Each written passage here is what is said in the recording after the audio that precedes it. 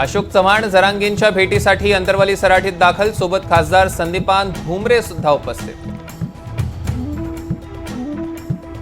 नाफेडच्या कांदा खरेदीत केंद्र सरकारला कोट्यवधींचा चुना लागल्याचा संशय, केंद्राच्या कांदा खरेदी प्रमुखाची उचलबांगडी, चौकशीसाठी केंद्राचं पथक तळ ठोकून।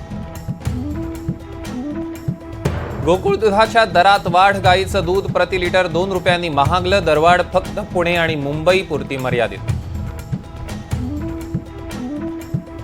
विधान परिषदेची निवडणूक होणारच, 11 जागांसाठी 12 उमेदवार रिंगणात, महायुतीचे 9 तर महाविकास आघाडीचे 3 उमेदवार। टीम इंडियाच्या मुंबईकर शिलेदारांचा विधिमंडळात सन्मान, रोहित शर्मा, सूर्यकुमार यादव, शिवम दुबे आणि यशस्वी जयस्वालच्या सन्मान सोहळ्यात राजकीय कोपरखळ्यांची जुगलबंदी। पंतप्रधान मोदींच्या घरी टीम इंडियानं उलगडला विश्वविजयाचा प्रवास, मोदींच्या प्रश्नांना दिलखुलास उत्तरांनी टीम इंडियाच्या शिलेदारांनी जिंकली मनं।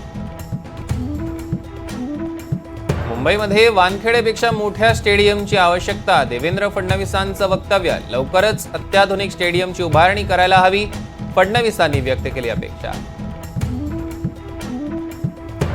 राज्यातल्या मुलींसाठी आनंदाची बातमी, EWS प्रवर्गातील मुलींना मोफत उच्च शिक्षण, कॅबिनेट बैठकीत निर्णय। उद्या मनोज जरांगेंच्या उपस्थितीत मराठा आरक्षण जनजागृती शांतता रॅली, 2 ते 3 लाख मराठा बांधव सहभागी होण्याची शक्यता। महाराष्ट्राच्या ऑटोमोबाईल उद्योगाला हरित झळाळी, बजाजच्या आकुर्डी प्लांटमधनं जगाला मिळणार पहिली CNG बाईक, गडकरींच्या उपस्थितीत दिमाखदार लॉन्चिंग। सार्वत्रिक निवडणुकीत दारुण पराभवानंतर ब्रिटनचे पंतप्रधान ऋषी सुनक यांनी पंतप्रधान पद सोडलं, मजूर पक्षाचे स्टामर पुढील आठवड्यात पंतप्रधान पद स्वीकारण्याची शक्यता। पेपरफुटीच्या शक्यतेनं रद्द झालेल्या नीट PG एंट्रन्स आता 11 ऑगस्टला होणार, 2 टप्प्यात परीक्षा घेण्याचा NTA चा निर्णय।